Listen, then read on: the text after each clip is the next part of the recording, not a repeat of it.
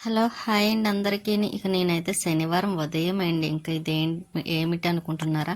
ఆయిల్‌లో మరగబెట్టింది ఉంటుంది కదండీ! కొబ్బరి నూనెది, ఇంకా మందారాకులు, మెంతులు ఇవన్నీ అది అయితే మాత్రం పేస్ట్ చేసి తలకి బాగా పెట్టించాను.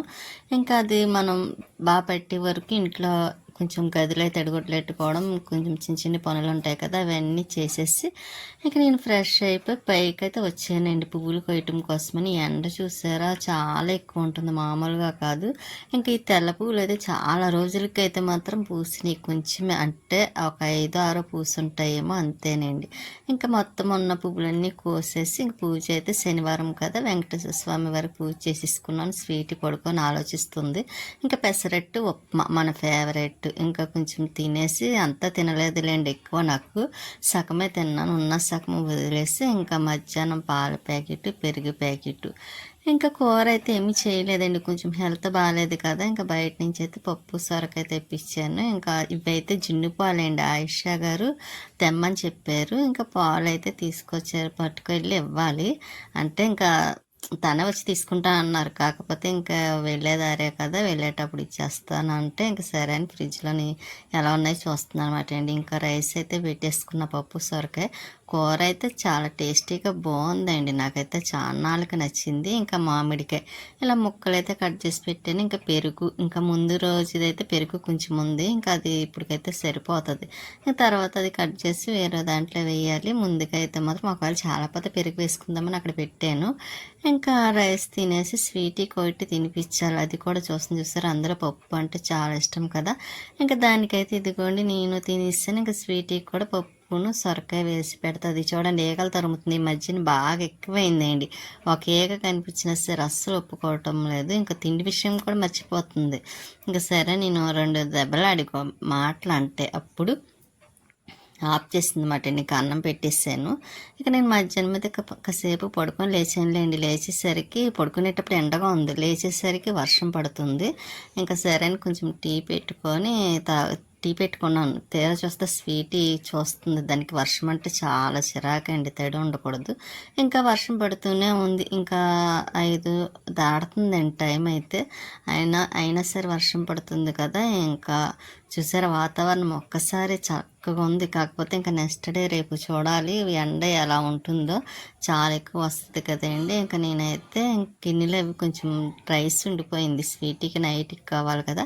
ఇంకా అది గిన్నెలో తీసేసి గిన్నెలు కడిగేద్దాం కదా అని ఇంకా గిన్నెలు అవి చూస్తున్నాం వంటగదిలోని. ఇంక ఈరోజు మార్నింగ్ పని కూడా ఎక్కువ చేయట్లేదండి. ఎందుకో నాకు మొన్న బీపీ డౌన్ అయిన కాడి నుంచి అసలు పని చేసే ఓపిక ఉండటం లేదండి. కొంచెం చేసేసరికి చాలా అలసిపోతున్నట్టు అనిపిస్తుంది నాకైతే. కొంచెం చెమటలు కూడా పెట్టేస్తున్నాయండి, ఒళ్ళంతా నీరు కింద పెట్టేసి.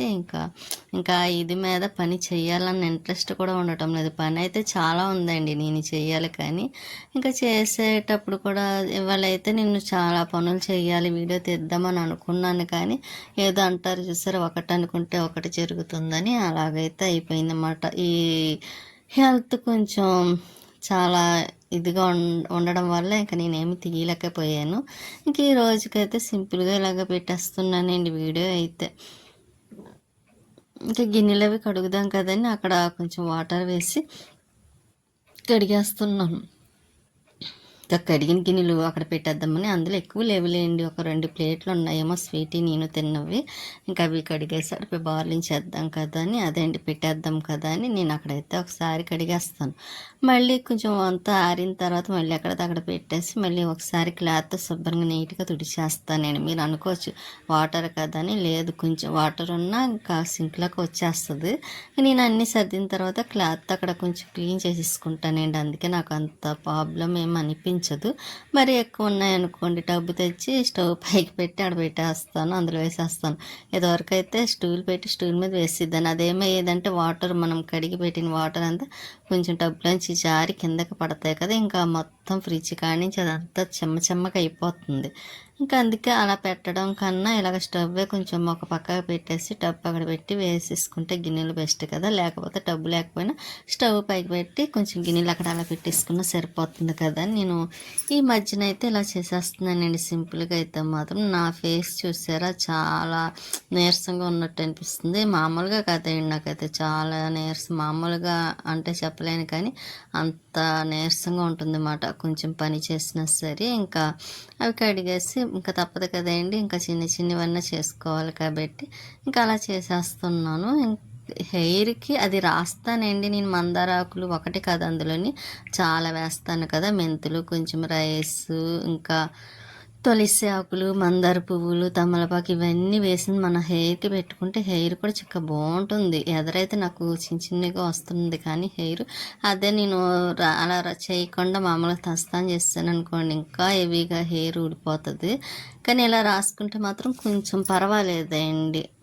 కొంచెం 90-100%లో 80% పర్వాలేదు. మనం కంటిన్యూగా అలాగా చేస్తూ ఉంటే 100% కూడా కంప్లీట్ అయిపోద్ది.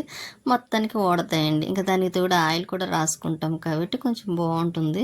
ఇంకా మీది ఎందుకు అలా ఊడిపోతుంది అనుకుంటారేమో. నేను అంటే కొంచెం అదేండి తలస్థానాలు ఎక్కువ కదా వారాలు, దానివల్ల ఇంకా హెయిర్ అలాగా ఊడిపోతుంది. మామూలుగా వీలు కుదిరినప్పుడు రాస్తున్నాను, లేకపోతే లేదు. మళ్ళీ ఓన్లీ వాటర్లో కూడా వేసుకుని మనం అలాగే తలక పెట్టించి స్నానం చేసామనుకోండి భలే ఉంటుందండి. హెయిర్ కూడా సిల్కీగా చక్కగా హెయిర్ ఊడకుండా చక్కగా బాగుంటుంది.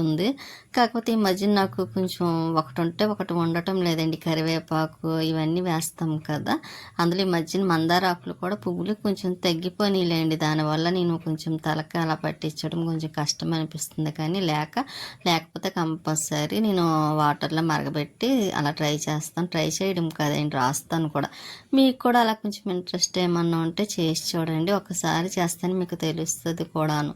ఎందుకంటే నేను ఎప్పుడు చేసినా నాకు రిజల్ట్ బాగానే ఉంటుంది. కాకపోతే మన దగ్గర ఈ మధ్య మందార పువ్వులు పూయకుండా ఉండడం వల్ల కొంచెం ఇబ్బంది అయ్యి కొంచెం అశ్రద్ధ చేశాను. కానీ లేకపోతే నాకు కంపల్సరీ నేను రాస్తాను కూడా. అందుకే మీకు చెప్తున్నాను, ఎవరికైనా హెయిర్ బాగా ఇప్పుడు ఈ మధ్యన అయితే ప్రతి ఒక్కరికి ఊడిపోతుంది కాబట్టి ఇంక ఇలా ట్రై చేస్తే కంపల్సరీ మనకి బాగుంటుంది కూడా హెయిర్. ఇంక నేనైతే చిలకడ దుంపండి బాయిల్ చేశాను. అంటే బాయిల్ అంటే ఇంకా స్టవ్ మీద పెట్టి కాల్చాను అనమాట అండి. ఇంకా మనకు నొప్పులు అంటే దొరకవు కాబట్టి.